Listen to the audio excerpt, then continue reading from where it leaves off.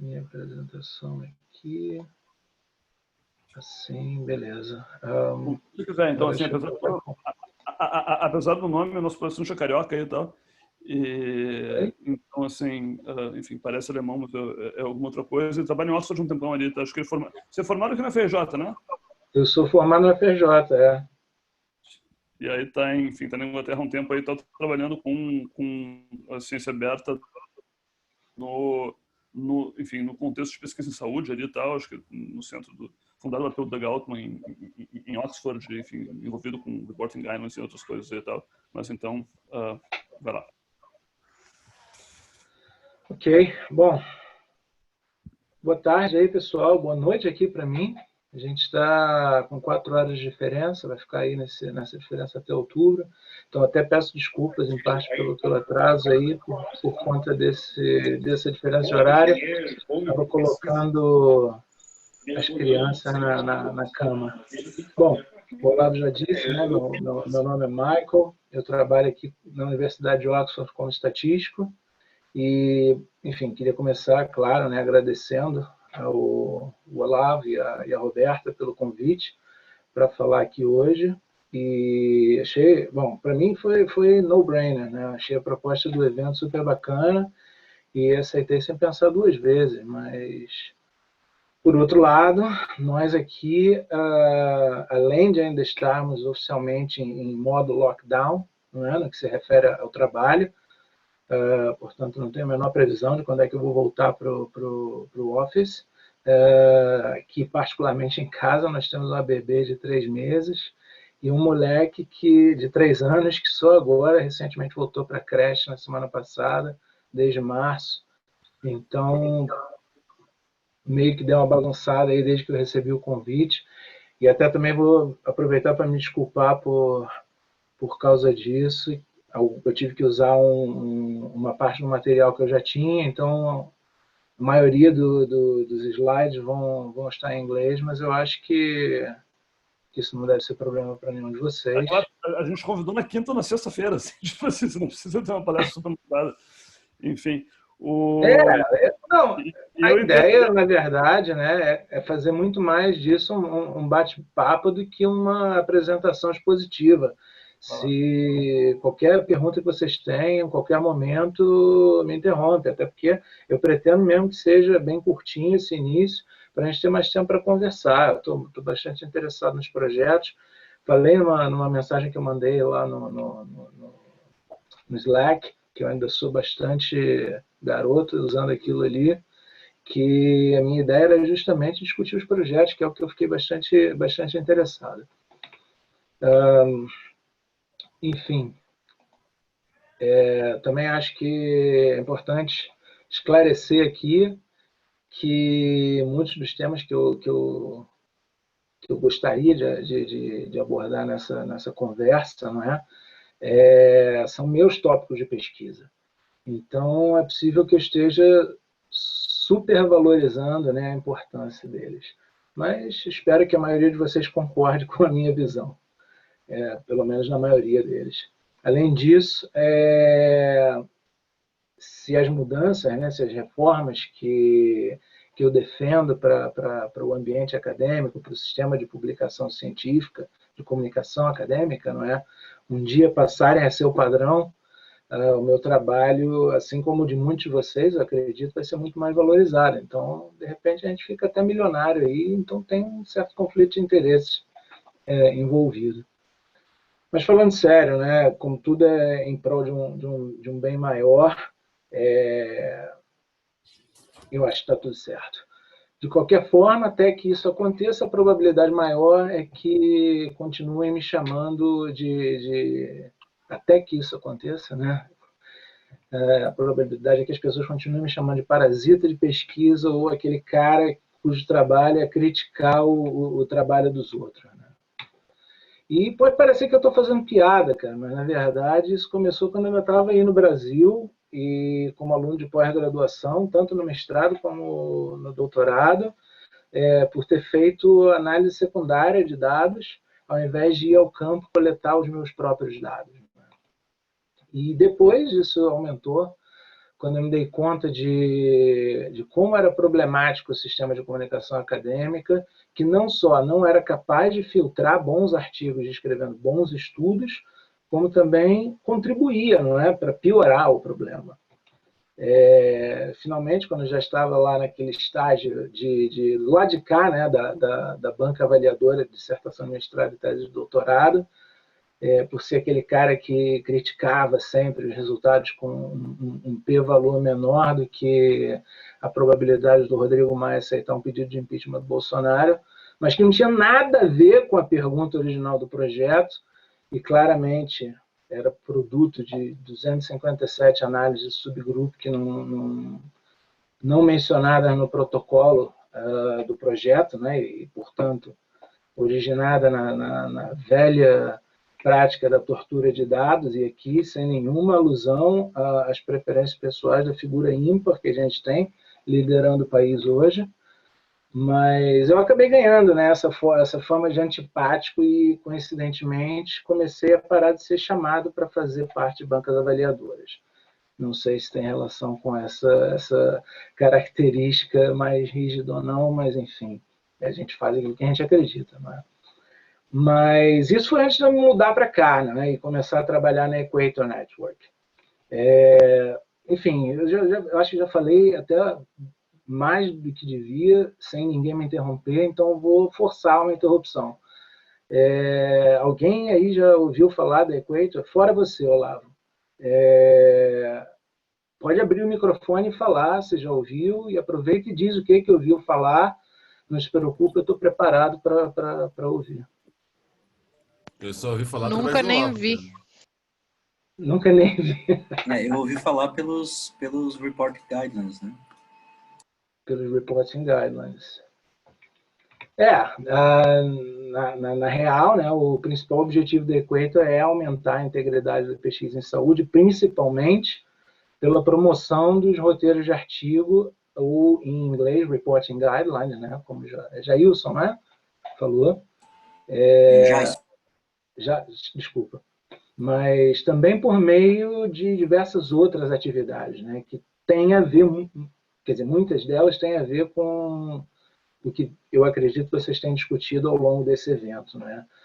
Registro de protocolos, promoção de diversidade e multidisciplinaridade na construção de equipes, de grupos de pesquisa, envolvimento no nosso caso, né, cujo foco é a área de saúde, envolvimento de pacientes e representantes do público, compartilhamento de dados e acesso aberto. Aqui na Equator, a gente também está envolvido com atividades de treinamento para redação de artigo e para revisão por pares. Então, como vocês podem ver, eu comecei a irritar muito mais pessoas depois que eu passei a trabalhar aqui, né? De qualquer forma, é importante sempre pensar, não é, que a gente é parte do sistema. E, portanto, parte do problema, a menos que a gente se mantenha fiel àqueles princípios pelos quais a gente está lutando, que eu imagino que sejam basicamente os mesmos de todas as pessoas, pelo menos a maioria das pessoas está participando desse evento, né? De uma forma romantizada, pode-se dizer que quando eu vim para cá, eu tinha em mente que meu trabalho seria algo como a representação dessa imagem aí, para quem sabe a referência do Senhor dos Anéis, mas na realidade é um pouco diferente, né? Na maior parte do tempo, o que eu faço é bater de frente com pessoas mais poderosas e tenho dificuldade, se não a mesma que vocês, talvez um pouco menor, para encontrar recursos para desenvolver os projetos que eu tenho na minha cabeça, que o nosso grupo de pesquisa tem na nossa cabeça. Mais um motivo pelo qual eu achei que era super bacana fazer parte desse evento, né, No Budget Science, que é o que a gente, na maior parte do tempo, aqui faz, não é? Sim, a estrutura da universidade, de uma forma geral, é muito melhor, comparativamente com o que eu tinha na UFRJ, que, dentro das limitações, até era bem bacana, mas no que se refere a desenvolver meta-pesquisa, a disponibilidade de financiamento é bastante escassa e, na maior parte das vezes, os projetos têm que sair do suor não remunerado, né? Fazendo hora extra, e acaba que a gente sente um bocado como esse rapaz aí da fotografia, né? Como eu falei, batendo de frente com um sistema que é muito maior do que cada um de nós de forma individual, com pouco ou sem nenhum apoio.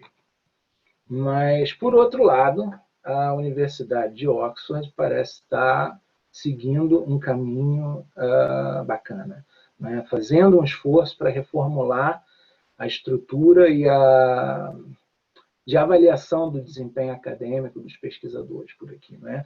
E também dos critérios para progressão de carreira. Esses slides são de uma apresentação que eu estava presente em março desse ano, pouco antes de começar essa merda toda, né, de trabalhar de casa, e onde foi apresentada a proposta para implementação prática, né, de medidas que conformem com a aderência da universidade à Declaração de Avaliação de Pesquisa, aquele DORA que vocês viram no slide anterior, ou San Francisco Declaration on Research Assessment. Basicamente, né, essas medidas incluem o completo abandono do sistema tradicional de avaliação por métricas para lá de questionáveis, como, por exemplo, o fator de impacto das revistas onde a gente publica os nossos artigos, do número de artigos que a gente publica, o número de financiamentos obtidos, em favor da qualidade, né, dos trabalhos publicados, do número de monitorias e supervisões, e entre outras questões que, de certa forma, ainda estão num campo bastante subjetivo e preliminar, né, da discussão. Mas é um movimento na direção certa. E, nesse sentido, eu acho que um outro documento, que eu sei que pelo menos um dos grupos desse evento está discutindo, eu acho que esse documento pode ser bastante útil. Nessa reunião que eu fui, né, em março, uma pergunta imediata que me veio à cabeça quando eles apresentaram esses princípios muito bonitos, né, de reformulação para a forma com que se vai avaliar os acadêmicos, eu falei, tá ok, mas em medidas práticas, o que isso significa? Né? Como é que a gente vai medir isso? Porque, como eles dizem aqui, né, at the end of the day, você tem que ter um número, você tem que ter uma avaliação, tem que ter uma percentagem, tem que ter alguma coisa que vai te dizer quem é que recebe, quem é que não recebe uma promoção, quem é que recebe, quem é que não recebe um título, quem é que recebe, quem é que não recebe um financiamento. E não souberam me dizer, porque, na verdade, como eu falei, essas discussões ainda estão um bocado embrionárias, e já lá atrás eu sabia, porque, em parte, eu trabalho, de vez em quando eu trabalho com o David, que é um dos autores desse trabalho, que é atualmente o chair da Equator Network, mas ele está no Canadá, nós aqui no Reino Unido, e eu sugeri esse documento porque ele propõe, né, medidas mensuráveis, né, coisas que podem servir como parâmetro de avaliação, e aqui eu espero que a gente possa, né, já ter uma conversa boa a respeito desses critérios, mas de qualquer forma, novamente, o que eu falei, o mais importante de tudo é que a gente faça, como dizem por aqui, walk the walk, né? Há um tempo atrás eu usei o Twitter para fazer uma pesquisa para lá de viesada, porque não estava fazendo amostragem nenhuma, estava sendo visualizada pelas pessoas com quem eu tenho conexão no Twitter, portanto, né, em geral, pessoas que ou têm uma visão parecida com a minha ou trabalham na mesma área ou numa área com uma certa afinidade, e até porque, não é, eu tive essa amostra para lá de viesada, eu fiquei surpreso, cara, com os resultados, porque pergunta super simples, né, uma coisa que eu esperava que pelo menos 10 pessoas que respondessem do meu meio ali fosse 100%, ou muito perto de 100%. Mas não foi bem assim, não é? Nem todo mundo já tinha compartilhado dados. E quando eu dissequei, né, a resposta, ainda fiquei impressionado com, ainda que reduzido, um certo percentual que não teria intenção de compartilhar. Em novembro do ano passado, eu estive no Brasil, num evento também, em transparência, na pesquisa na área de saúde, e falei um bocado sobre compartilhamento de dados, e também houve uma certa, não oposição, mas uma questão de que não é assim tão simples, tão preto ou branco. E eu até fiquei quieto no dia. Teve uma outra pessoa que falou, acho que também por conta do avançado do tempo, a gente não teve muito espaço para discutir essa questão com mais profundidade, mas esse é apenas um, né, dos pontos que eu acho que ajudam, não é, a gente a promover essa dita ciência aberta, e que é sempre possível. É sempre possível. Ainda que não assim que um artigo for publicado, ainda que não dentro de um determinado intervalo de tempo após a publicação dos artigos, em algum momento é possível. E eu simplesmente não compreendo como é que tem gente que ainda não tem essa clareza e não percebe que é favorável. Claro, a minha perspectiva é de um cara que trabalha na área de saúde e não tem conhecimento de como é que as coisas funcionam em outras áreas, não só em termos de como é que está, se está melhor ou se está pior, mas em termos de questões mais sensíveis que impediriam o compartilhamento de dados. Mas na minha área, na nossa área de saúde, eu não vejo nenhuma possibilidade de outra resposta que não forçar que no futuro os dados de pesquisas, principalmente pesquisas financiadas com dinheiro público, tenham os dados compartilhados. Até já pensei em iniciar um movimento, talvez um bocado radical, mas isso tem a ver um bocado com a minha personalidade de promover que pacientes não participem de pesquisa financiada com dinheiro público se não tiver no termo de consentimento livre e esclarecido, e que os dados serão compartilhados no final. Se tiver alguém que acha que isso não é assim tão maluco, a gente pode trocar ideia, conversar sobre essa proposta.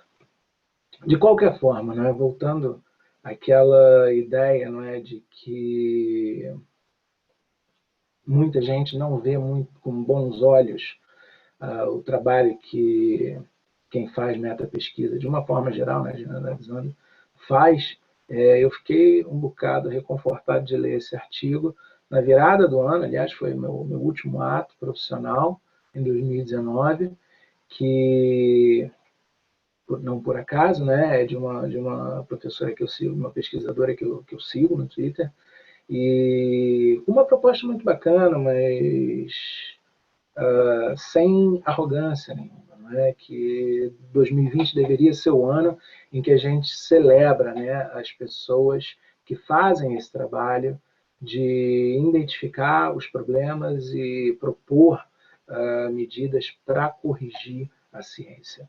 Porque uma pergunta que volta e meia o pessoal na nossa área faz é: a pesquisa científica se autocorrige?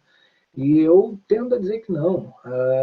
Se não tiver apoio, se não tiver suporte para essas pessoas, né, que ela chama de error detectors, as pessoas que estão trabalhando com metapesquisa, as pessoas que estão identificando problemas, as pessoas que estão propondo soluções para melhorar, para fortalecer a integridade na pesquisa e aumentar a transparência de todo o processo, né, desde o planejamento, a execução e a divulgação dos resultados.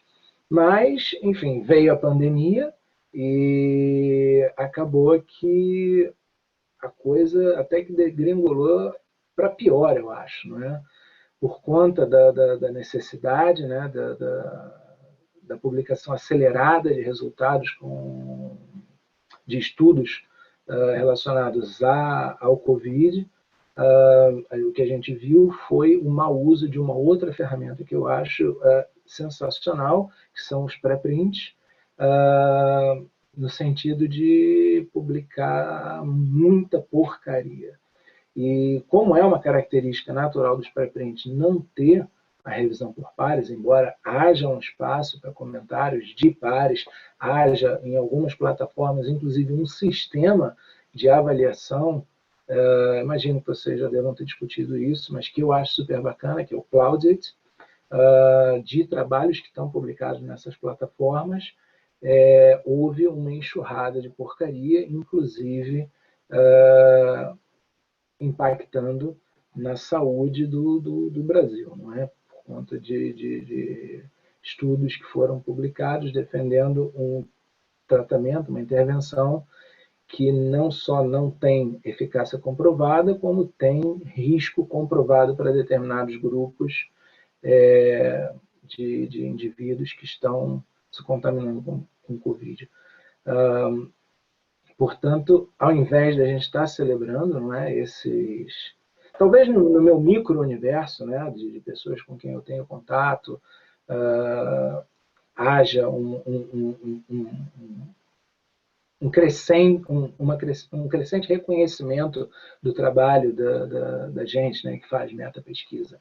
Mas, de uma forma geral, o que eu vejo é justamente o contrário, muita gente dizendo que a gente está apontando perfumaria em estudos que deveriam estar sendo levados mais a sério na hora de tomar decisões de saúde pública, e é muito pelo contrário, não é perfumaria, não é rigor, quer dizer, é rigor metodológico, mas não é rigor metodológico desnecessário, é algo que definitivamente é importante que se veja, que se leve em consideração e que muitas vezes não só não é no nível da publicação, né, da revisão por pares e do processo editorial na hora de selecionar artigos que vão ser publicados em jornais ditos, né, importantes, como também não é na hora da utilização da informação, da evidência que esses artigos fornecem quando a gente tem decisões importantes para ser tomadas a nível governamental. Enfim, novamente, acho que já falei demais, ninguém está me interrompendo para falar, eu vou tentar fazer um resumão das coisas que eu penso que são relevantes, tanto na promoção de ciência aberta, como na reformulação do ambiente acadêmico, né? Trabalhando do ponto de publicação para trás. Por que do ponto de publicação? Porque é a parte que mais trabalhada pela Equator Network. Então, o que eu tenho visto, a minha experiência trabalhando aqui, é que a melhor forma de modificar o atual sistema, que não é satisfatório e que até hoje não deu conta de se autocorrigir, muito pelo contrário, é procurar formas alternativas de publicar, por exemplo, os pré-prints, e outras que eu imagino que vocês talvez tenham discutido já, mas se não discutiram, a gente pode conversar um pouco daqui a uns minutos, que são os Register Reports. O que é Octopus? O que é Octopus? Eu mesmo não sei.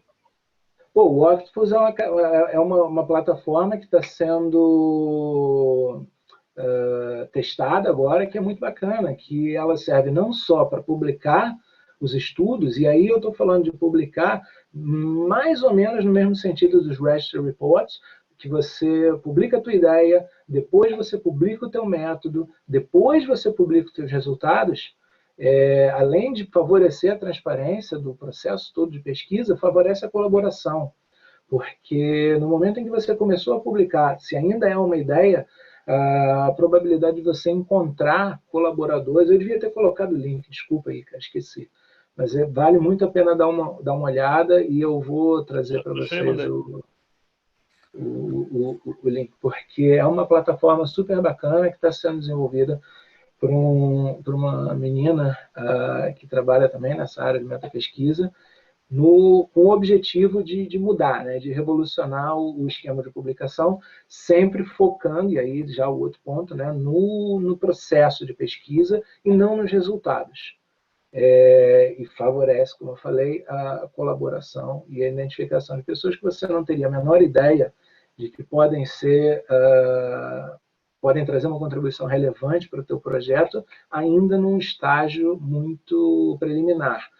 É mais ou menos, como eu disse, o que acontece com o REST Reports, mas com a diferença de que no REST Reports você tem esse input dos peer reviewers na hora que você submete os teus métodos, mas com o Octopus você encontra colaboradores e eles passam a integrar o teu grupo de pesquisa.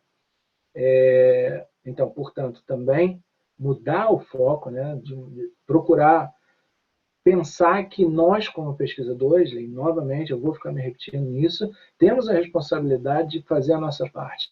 E, quando eu digo focar no processo, é adotar práticas como a publicação de protocolos, não só registrados, por exemplo, na Open Science Framework, ou em outras plataformas de registro de estudos, quando for um clinical trial, quando for uma revisão sistemática, mas publicar como um artigo em uma revista que tenha peer review, ou pelo menos como um pré-print, para possibilitar que você tenha esse input num estágio ainda muito preliminar, antes de você não poder fazer mais nada pelos dados que já foram coletados. Michael, então, oi? Só uma pergunta aqui agora. Aqui tem todas essas formas diferentes de fazer e tal, e aí eu fico pensando, cara, who can afford, né? Quem que pode se dar o luxo de sair do sistema tradicional? Porque, por exemplo, um doutorando muitas vezes é exigido que tenha um artigo publicado no formato XYZ. E requer todo um esforço para você aprender sobre como fazer um Registry Report, como fazer um pré-print ou como usar um Octopus da vida. E essas coisas, às vezes, não têm um benefício, né? Então, quem consegue fazer isso, né? Eu fico pensando um pouco nisso. São coisas muito boas, mas quem consegue? Cara, são válidas, se era a ideia. Desculpa se foi... É Thiago, né? Eu posso aproveitar a pergunta do Thiago? É Charles que está falando. Sim, tudo bem, Charles. Então, já dentro dessa pergunta do Thiago, assim, ó, eu fico me perguntando a seguinte coisa. O que é que tu acha eu acho que as pessoas só começam a fazer alguma coisa quando aquilo ali se torna mandatório, né? Então, assim, tu acha que as coisas aqui no Brasil, pelo menos aqui, talvez em Oxford, enfim, as coisas andem mais rápido, mas elas só vão andar quando o sistema de promoção de carreira, né, enfim, isso mudar, ou tu acha que há possibilidades de uma mudança, mesmo que os princípios de Hong Kong, por exemplo, eles não sejam implementados aqui no Brasil, né? Eu fico me fazendo essa pergunta, né? E particularmente eu não sei o quanto que isso vai demorar. No CITES mesmo, o David estava lá, ele falou que ele não sabe como que isso pode ser implementado aqui no Brasil, né? Ele disse que não tem ideia. Foi o que tu falou, assim, de pragmatismo, né? O quanto que a gente consegue ser prático nesse sentido. E eu acho que essas coisas, elas não mudam, assim. Eu nem sei quando que isso vai mudar e se vai mudar aqui no Brasil. Eu queria saber o que é que tu acha, da perspectiva aqui do Brasil, principalmente. Bom, primeiro, Thiago, eu acho que quem pode, né, que é who can afford that, ninguém, não é? Talvez o David, que tenha bastante financiamento para fazer esse tipo de trabalho, mas no nível que realmente interessa, que é o nosso, que é o de quem está chegando agora, né, que se chama aqui Early Career Researcher, ninguém. Mas a gente tem que fazer na marra, a gente tem que fazer na garra, a gente tem que adotar uma atitude, tem que se desdobrar, não é? Basicamente tem que fazer isso, botar a criança para dormir e vir participar de um bate-papo para o qual ninguém está recebendo nenhum centavo, num horário que é absolutamente inconveniente, tomar um esporro da mulher porque não está lá até a hora do moleque tá realmente dormindo, e, enfim, seguir, fazer o que eles dizem por aqui, né? Walk the walk, não é só fazer talk the talk, é fazer o que você acredita. E é claro, e aí também aproveitando para responder o Charles, é claro que você tem que jogar de acordo com as regras do jogo.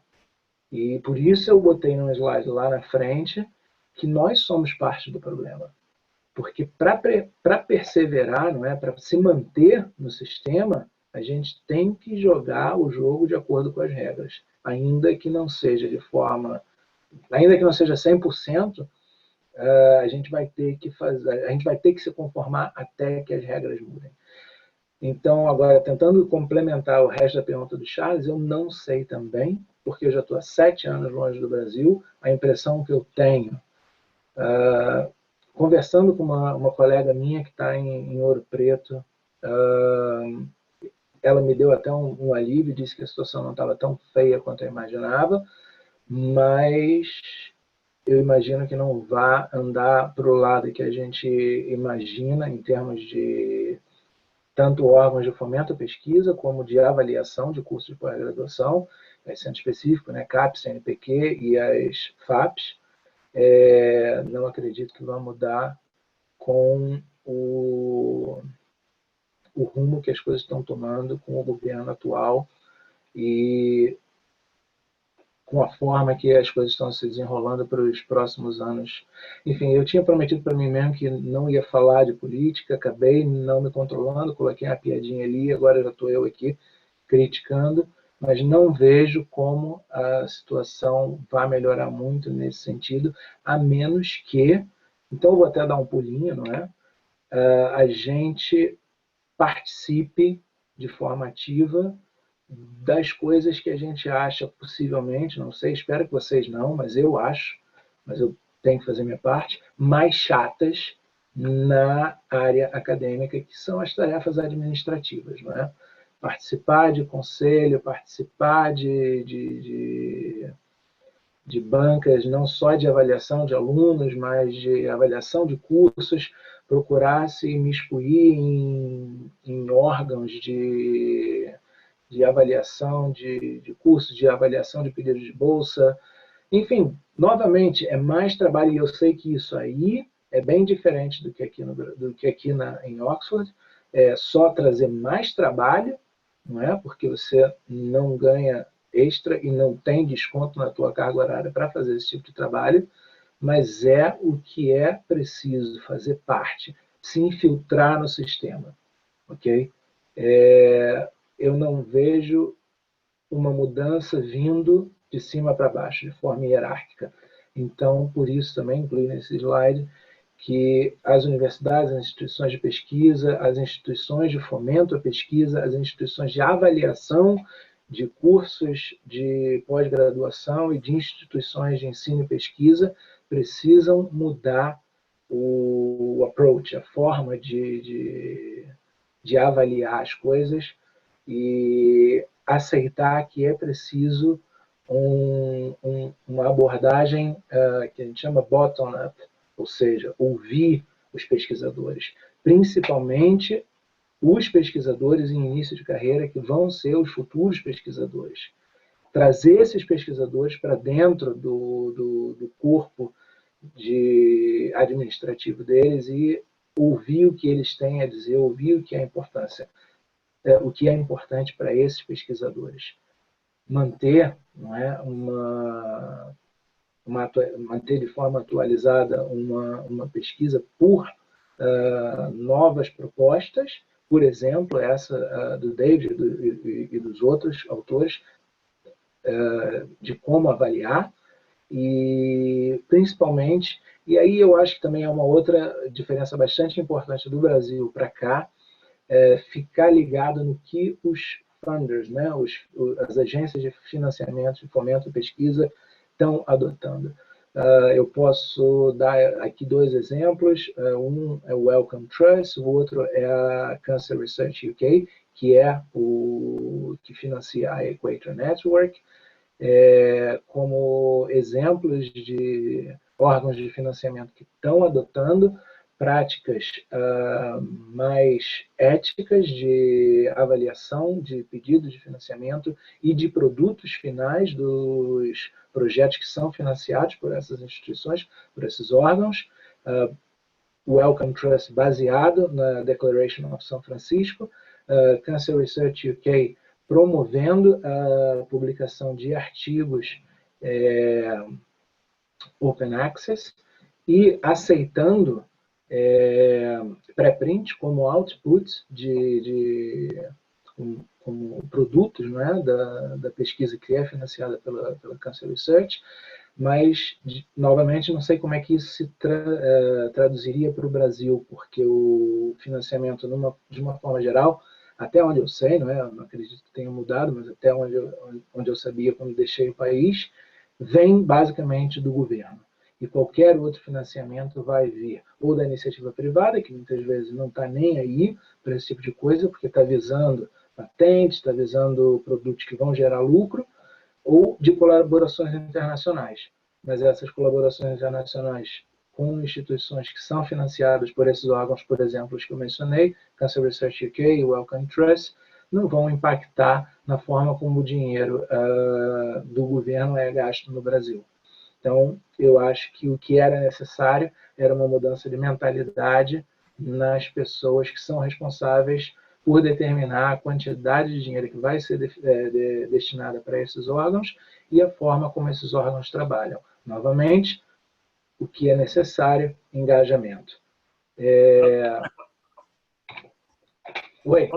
Posso fazer um contraponto otimista aqui e tal? Claro. Eu não sei, assim, eu acho que... Eu concordo com você absolutamente, assim, eu acho que o sistema não vai mudar de cima tão cedo, até porque, assim, cara, não vai vir nada de cima, né? E a gente tem furos muito mais embaixo do que, nesse momento, do que como é que distribui grande pesquisa em cima e, sei lá, assim, parece... Tá se preocupando com isso, parece, inclusive, sei lá, o violinista tocando Titanic, né?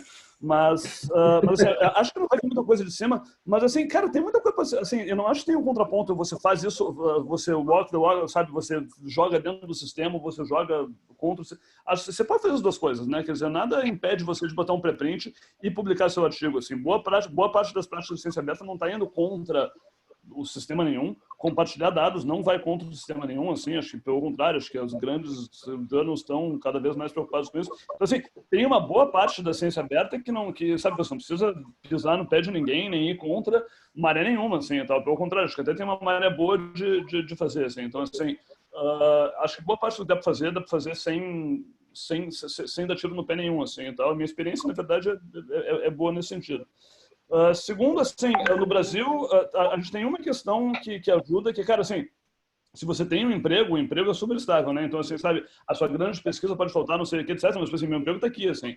Então, assim, claro, eu estou falando da perspectiva de quem tem uma posição acadêmica estável, mas, assim, sabe, você é promovido, o salário vai estar aí, não sei o que, então, assim, sabe, me parece que a gente tenha menos insegurança laboral quando você entrou na academia e você tem uma posição estável, que não é o caso da maior parte de vocês aqui e tal, mas, assim, existe essa segurança, pelo menos, assim, então, assim, talvez seja menos dependente de alguém cujo próprio salário depende de grande de pesquisa. Então, assim, acho que tem uma possibilidade de você fazer isso enquanto bottom-up, digamos assim. E o terceiro, assim, cara, se você... E aí, de novo, eu sou spoiled, né? Quer dizer, primeiro, eu tenho um emprego estável. Segundo, assim, eu curto essas coisas de meta-ciência, não sei o que não custam porra nenhuma, né? Então, assim, o evento aqui está custando R$0. Zero, absolutamente zero. Então, assim... Cara, isso dá para fazer, sabe? Você não depende do CNPq, da CAPES, não sei, sabe? Se você está numa área de pesquisa que não precisa de muito recurso, evidentemente não são todas, aliás, talvez sejam poucas, mas, assim, se você está nelas, assim, cara, você pode fazer o que você quiser, sabe? A gente pode fazer meio que o que a gente quiser, assim, me sinto muito livre hoje em dia, mas, assim, claro, do ponto de vista individual de quem faz coisas muito baratas e de quem tem um emprego estável, assim, então, assim, claro, para mim é fácil falar, mas eu acho que, assim, dá para fazer muita coisa sem ir contra nada, sabe? Você segue jogando a regra do sistema, mas você faz a sua regra também junto, assim, então, acho que, assim, a gente não precisa olhar a coisa como oposição, uma coisa contra a outra, assim, então. E acho que, assim, pelo menos, talvez não pela CAPES, pelo CNPq, mas, assim, pelo menos, acho que, assim, existe uma rede de pessoas que vai reconhecer o seu esforço enquanto cientista aberto, etc e tal, sabe? Tipo assim, sabe? O CNPq pode não, mas, sabe, pô, o Twitter vai, pelo menos, assim e tal. E, às vezes, alguma outra pessoa vai, assim, tipo assim, cara, a gente tem, sei lá, uma verba mais ou menos grande dentro do Brasil do Serra Pilheira para trabalhar, que veio porque a gente faz o que a gente faz ali, sabe? E, claro, é um funder muito pequeno e não sabe, sai uma gota no oceano, mesmo no Brasil, mas, sabe, a gente conseguiu, a gente tinha um grande inicial, a gente converteu para um grande, sem publicar nada ali e tal, sabe? Eles seguiam o nosso newsletter ali e tal, e viram o nosso preprint, não sei o que, estavam vendo a gente trabalhando porque tá tudo na rede. E foi assim, sabe? Assim, claro, uma exceção à regra, né? Mas eu acho que você consegue atenção hoje em dia, assim. A minha carreira pessoal só cresceu desde que a gente se meteu nesse troço, assim, e tal. Claro, um depoimento um N de 1, assim, e tal.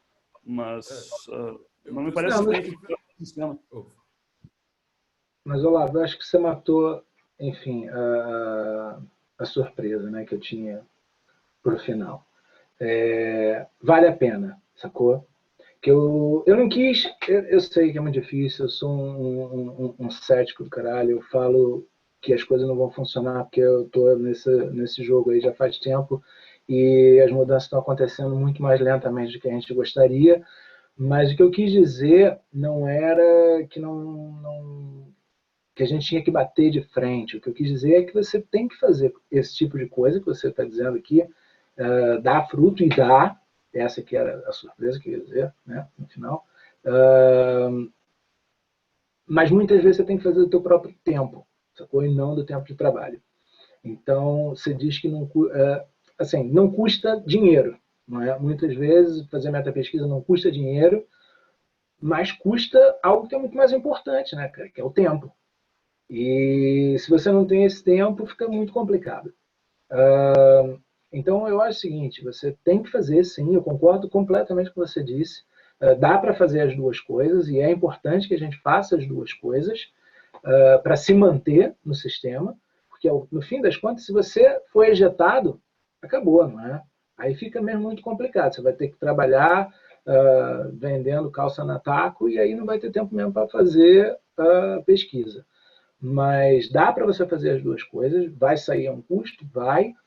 Ainda bem, né, que metapesquisa não requer muito dinheiro para fazer, e no fim das contas, não é, que eu ia falar, vale a pena porque você consegue exatamente o que você disse, visibilidade. As coisas estão mudando. E ainda que demorem mais a mudar no Brasil, ainda que o país não esteja seguindo por motivos N, não é?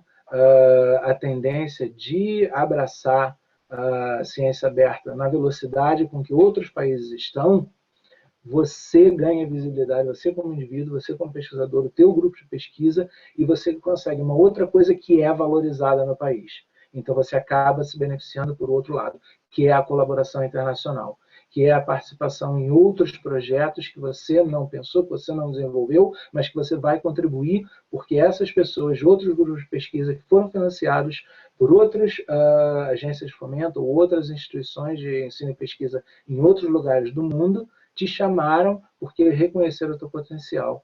E isso, sem dúvida nenhuma, a gente que faz pesquisa no Brasil tem e é reconhecido, que a gente cresceu nessa área comendo muita grama. Enfim, eu vou parar, cara, era isso mesmo que eu tinha para falar. A gente tem que seguir, eu acho que não é, assim, eu gosto de colocar essa analogia com o movimento punk, porque, de uma certa forma, a gente está batendo de frente com o sistema, sim, que é o sistema de publicação acadêmica atual, que vai fazer lobby, sim, para que certos tipos de conduta na área acadêmica não sejam valorizados, para que eles continuem parasitando, porque eles é que são os verdadeiros parasitas, a gente, né, pesquisadores. Então, eu acho que vale a pena e muita gente vai chegar e vai se juntar a você, porque, como você está vendo, esse evento, para mim, parece que está sendo um sucesso, sem grana, sem pagar, sem, não sei o apoio que vocês estão tendo, mas sem grande apoio financeiro, imagino, outro sim, esse não seria o título do evento. Enfim, eu estou contigo, cara, não discordo. Quando eu digo bater de frente com o sistema, eu digo bater de frente com o atual sistema de publicação e tentar transformar as coisas entrando e fazendo parte do sistema de avaliação acadêmica, e por isso eu disse para você no outro dia que eu estava super interessado na proposta de avaliação dos programas de de pós-graduação no país. Enfim, é isso, gente. Já falei demais, já estou até com a garganta seca, que nem tenho água aqui para beber. Estou aqui à disposição para a gente trocar uma ideia, tragam perguntas, perguntem se vocês quiserem e vamos falando. Acho que o Gabriel levantou a mão e depois o Thiago. E eu. Acho que a Clarissa levantou antes, talvez, se quiser começar. Oi, Clarissa. Oi. O Gabriel tá na fila aqui. Acho que o Gabriel levantou a mão antes, pode ir. Então beleza. Michael, muito legal ver sua visão aí.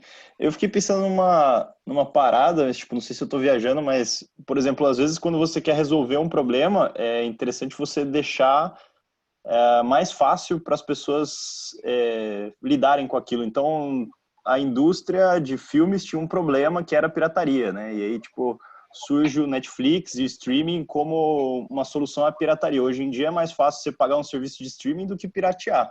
Pô, antes eu tinha que ir lá no Pirate Bay, baixar a parada, era um trampo. E, sei lá, se você quer deixar software livre e acessível para as pessoas, né? Aí vai lá, tem um pioneiro de Linux para humanos, que é o Ubuntu, né? O Ubuntu dá meio que esse acesso software livre para as pessoas, né? Então, sei lá, será que não é uma situação de a gente construir capacidades ferramentais mais sexy para as pessoas, sei lá, para a ciência aberta ficar mais acessível e tipo, acho que é meio que esse talvez seja o problema, né? Não, sem dúvida, sem dúvida. E aí vai ser o que a gente falou agora no final, né? A questão da colaboração. Porque agora eu não me lembro se foi o Charles, se foi o Thiago, se foi alguém que o Olavo, quem sei lá, quem comentou, que às vezes a gente tem que investir muito tempo em coisas que não vão dar retorno.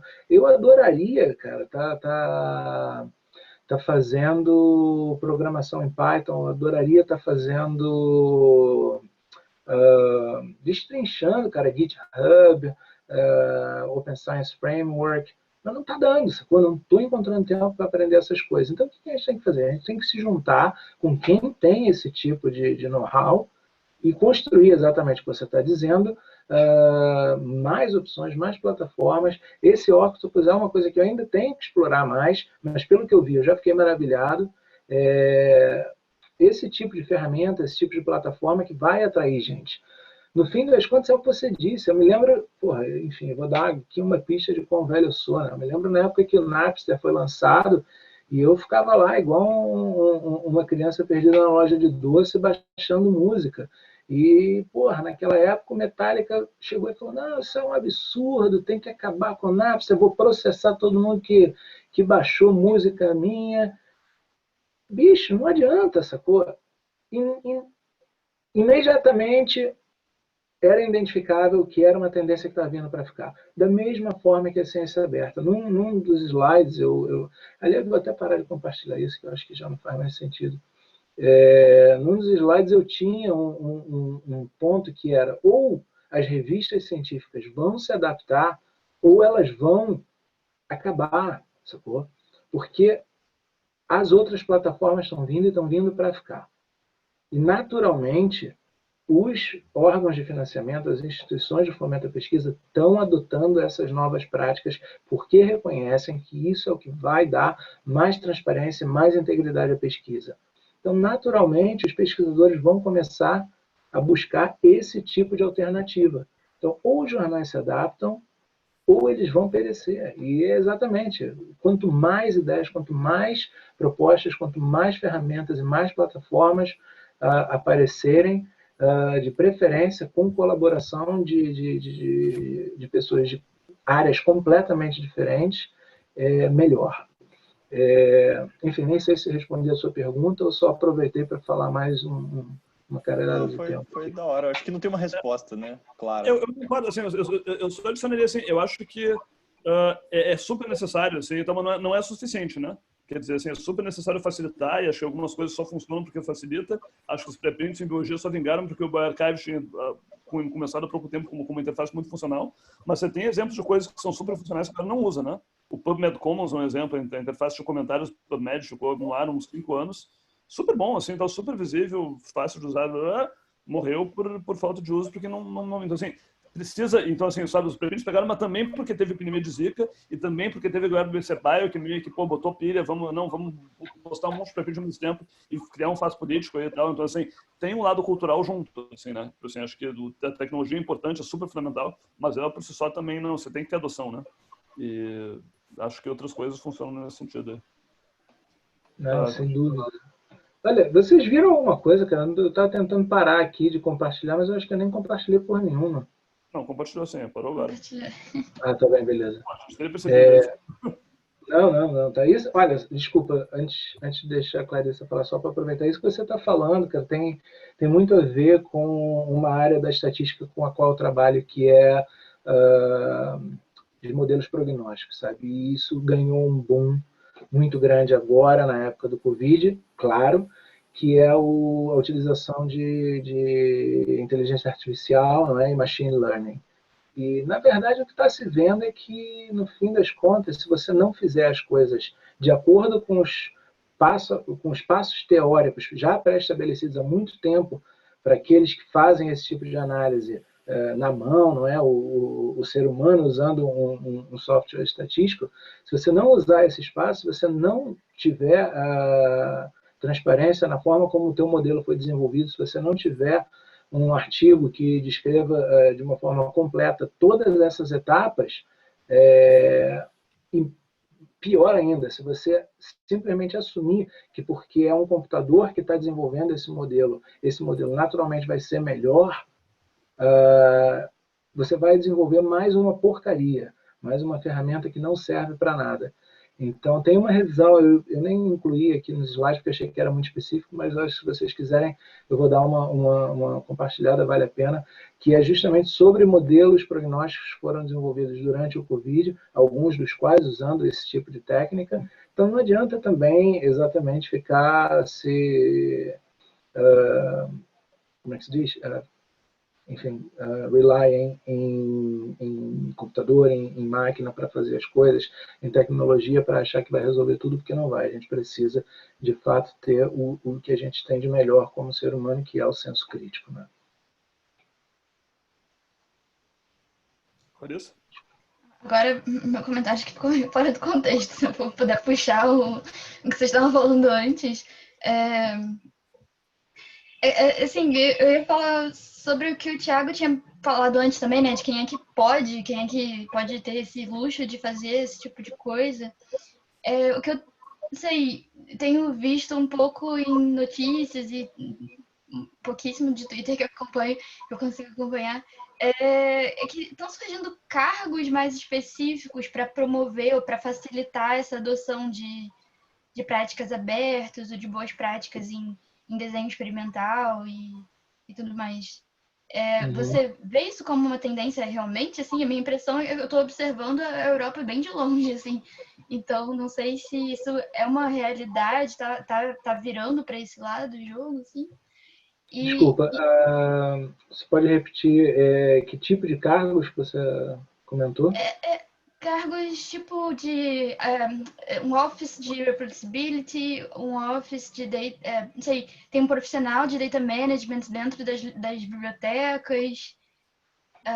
Clarice, isso sem dúvida. Isso foi o que eu falei, que é uma grande diferença, não sei se é bem cultural ou simplesmente uma questão da gente ainda estar num entendimento muito arcaico das coisas. Aliás, a conversa acabou indo para um lado que me fez esquecer um comentário que eu ia dizer. Talvez o Brasil, de fato, só vá avançar bastante, ou pelo menos com a velocidade que a gente gostaria, no sentido de adotar esse tipo de prática de ciência aberta, quando a gente começar a perder um pouco daquela estabilidade que o Olavo mencionou, que é uma vantagem, não é, para quem está aí no Brasil, mas que, acreditem se quiser, apesar de todas as minhas referências, entre aspas, né, comunistas, eu sou bastante a favor, porque aqui é completamente diferente. Não é? A universidade ela tem um input do governo, mas ela é uma instituição privada. E ela tem tudo isso que você está falando, Clarice. Ela tem o Data Manager, que tem como função especificamente receber os dados, tratar aqueles dados, preparar os dados e passar para o estatístico. O estatístico vai fazer a análise. E isso, assim, já no meio do projeto, muito antes, você tem o Office, que é só o Office de compras. Você tem o Office, que é só o Office que vai te fazer suporte para você se candidatar à bolsa. Você tem o Office, que é o Office que vai fazer o management da tua grant depois. Aí no Brasil você tem que fazer a porra toda sozinha, sacou? Você tem que colar, é um absurdo. Você tem, eu não sei se ainda tem, mas eu imagino que sim. Você tem que colar notinha fiscal em folha de papel A4. Isso é o fim da picada. Sacou? E você tem que levar isso lá na FAPERJ ou na FAP, que seja do estado em que vocês estão. Isso você fazia em 1920, sacou? Não dá para ter esse tipo de sistema hoje em dia. Não dá para esperar que o pesquisador tenha esse tipo de responsabilidade, porque senão ele não vai fazer pesquisa. E aí você imagina, além de ter que fazer isso tudo, você tem que fazer pesquisa e publicar no Lancet, porque isso é que vai te dar o fator de impacto, que vai colocar a tua pós-graduação num nível da CAPES que seja o suficiente para você receber bolsa para o doutorando, que você vai mandar levar a notinha fiscal lá na FAP, sacou? É aqui, sem dúvida, está acontecendo isso que você está falando, mas já há muito tempo, sacou? Já há muito tempo. É que eu fico preocupada de ter algum ponto negativo nisso tudo, assim, do pesquisador perder alguma noção do todo. Não nessa burocracia de colar notinha no papel, né? Acho que isso daí não tem trabalho intelectual nenhum, mas a coisa de você pensar o experimento, pensar como é que você vai compartilhar seus dados e... Né, porque se você pensa em como você vai compartilhar, você pensa também já desde como você vai coletar e os formatos sem dúvida, e as aplicações e tudo, assim. Sei. E a outra comentário, se eu puder aproveitar. Se eu puder só meter, assim, cara, assim, sobre perder a noção do todo, assim, você já viu o crédito de filme de Hollywood, assim, cara, tem sei lá, 500 pessoas. Mas tem um diretor, tem alguém cuja função é basicamente ter noção do todo, né? E dirigir os atores aqui, e tem 499 pessoas que estão ali pro cara não ter que se preocupar com isso. Assim, a pessoa que tem noção do todo tem que estar lá ainda, assim, mas até para ter noção do todo, você tem que ter alguém para fazer a fotografia, o som, a montagem, não sei o que, para essa pessoa poder se preocupar com o todo, na verdade. Sabe? A função tem que existir, mas ela tem que ser uma função entre, sei lá, 500 outras. Diz lá, Clarice.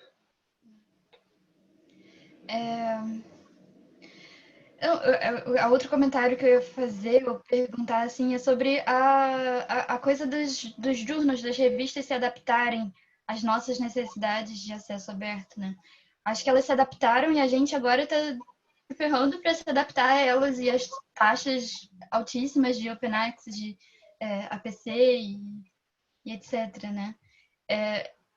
Eu não sei se eu esperaria que eles se adaptassem sozinhos, assim, se a gente não parar de pagar essas taxas, e eu não sei como dá para parar de pagar essas taxas sem ser prejudicado no caminho também, né?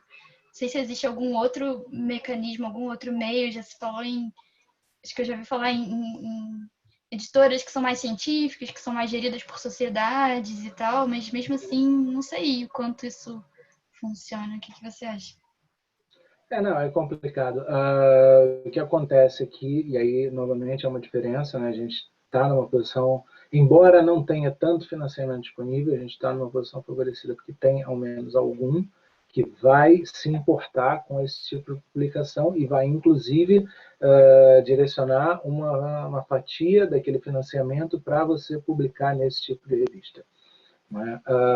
Aí, no Brasil, talvez seja um bocado mais complicado, porque, como o Lá falou, as coisas aí são mesmo mais top-down e não vão mudar tão cedo.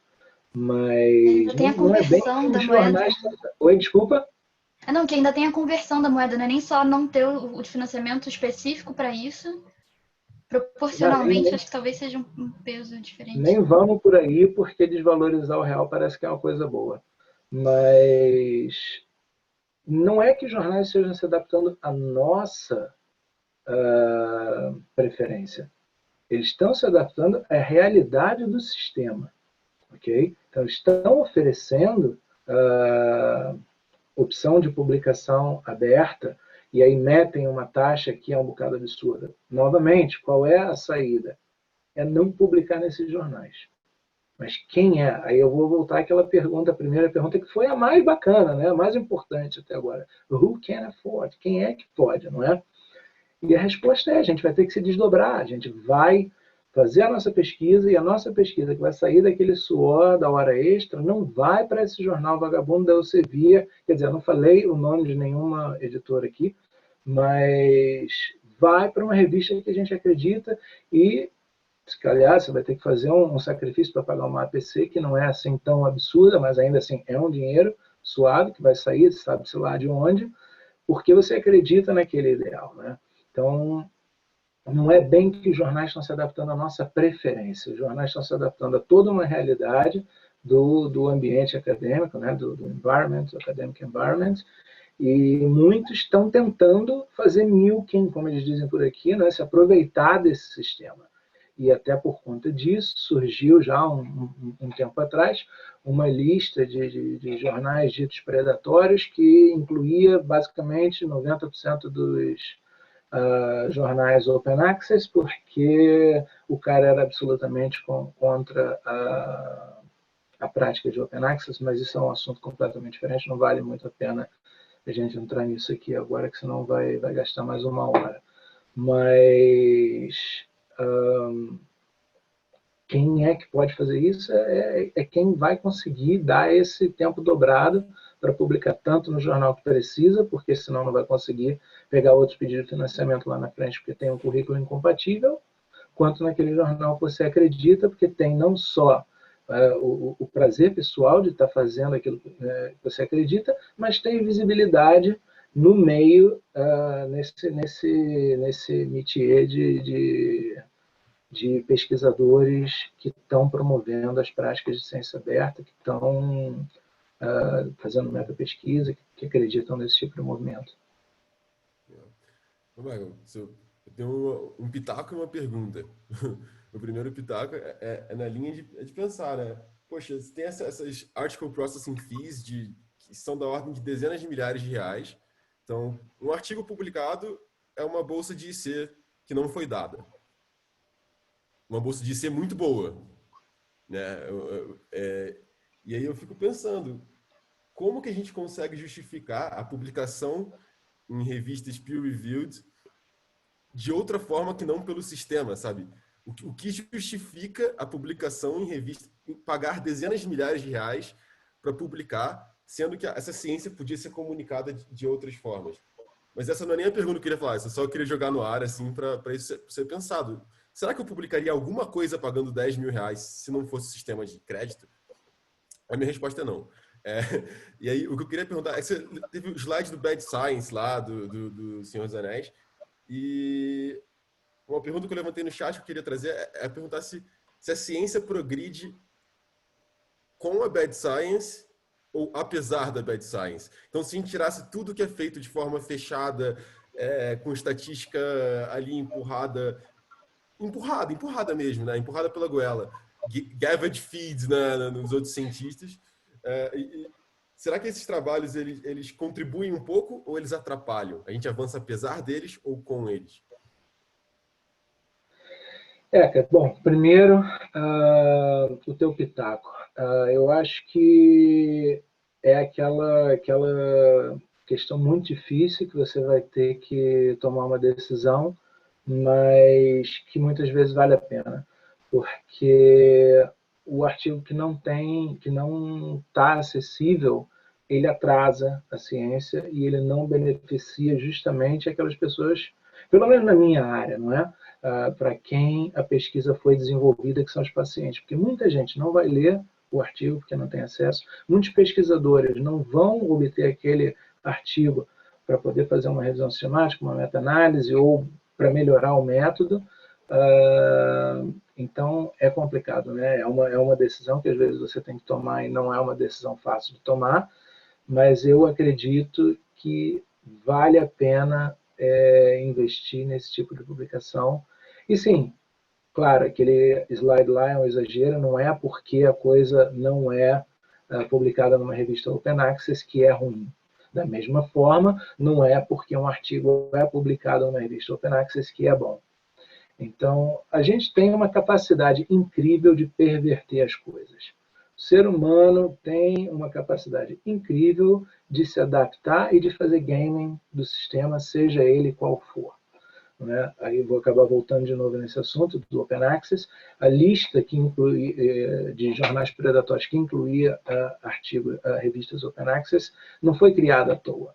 Por conta desse nicho, diversas editoras, diversas publishers, né, começaram a criar jornais que, na verdade, só tinham interesse em comer as taxas, né, de publicação. E aí você tem um processo de revisão por pares questionável, você tem um filtro editorial questionável, e muitas vezes você tem uma revista completa que não gosto muito do termo, embora esteja aqui no país de língua inglesa, fake, não é? Você tem isso tanto no nível de jornal, você tem isso no nível de conferências também. Você tem isso no nível de livros.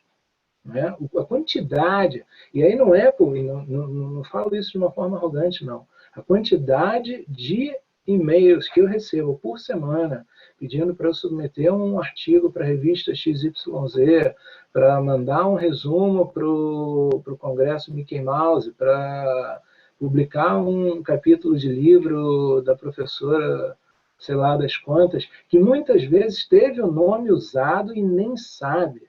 Sabe? Então, quer dizer, é muito periclitante, é muito complicado, a gente tem que tomar um cuidado, e aí tem muita gente na nossa área que está trabalhando e especificamente em identificar esse tipo, né, de prática que só visa perverter o caminho que a gente está tentando trilhar no sentido de se aproximar da ciência aberta, mas, enfim, a resposta é não tem one size fits all, não tem como eu te dizer tudo que é aberto é bom ou tudo que é fechado é ruim, mas eu acho que a ciência, eu não sei, honestamente, eu acho que a ciência avança apesar dela, porque tem muita gente que está afim de melhorar o sistema, mas também tem muita gente que está afim de perverter. Não avança com a ciência aberta no sentido de que vai ter sempre alguém que vai estar lá para atrapalhar. Então avança apesar dela, mas eu acho que com ela avança mais rápido.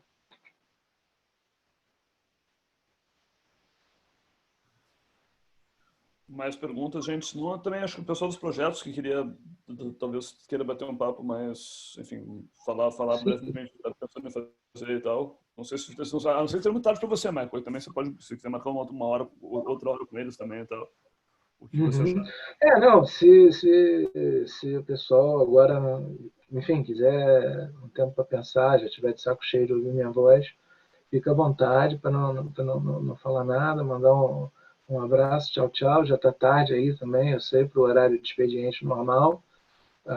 Então, se quiser contactar depois, sem problema nenhum, meu e-mail está aí. Eu não mandei, cara, eu devia ter mandado já, até porque se desse algum problema, ao menos você já tinha os slides, mas eu vou compartilhar esses slides para vocês terem pelo menos o contato. Se vocês quiserem, mandam um e-mail, sem problema nenhum. Mas estou ainda aí disponível há um tempinho. Oi? Você fica mais um tempo aí? Fico. Tá. Acho que, bom, o grupo aí, tá, o pessoal da pós-graduação, vocês querem me explicar o projeto agora? Vem, se vale a pena marcar uma outra hora. Eles estão discutindo por fora aqui no Slack. Tipo assim, pô, devemos falar com ele? Não sei o que e tal. Devem. O grupo está num outro chat aqui. Pô, não sei como é. Oi, Michel. Aqui é a Flávia. Talvez então, de repente, ficar mais uns minutinhos para dar uma conversada, e a gente não tem nada muito fechado para falar ou para perguntar, mas enfim, talvez trocar uma ideia, assim, o que a gente está pensando, e se tiver algumas ideias, talvez ajude também. Claro, sem problema. E ainda bem que vocês não têm nada fechado, Flávia, porque se tivesse fechado, também que eu ia ajudar, né? Vou interromper aqui, então, oficialmente. Foi, sistema interno. Pode falar. Não sei, de repente, não sei se o Gabriel quer comentar um pouquinho mais essa parte da integridade. Então, assim, a ideia geral, a gente pensar em como avaliar, assim, pensando em dois eixos, digamos assim,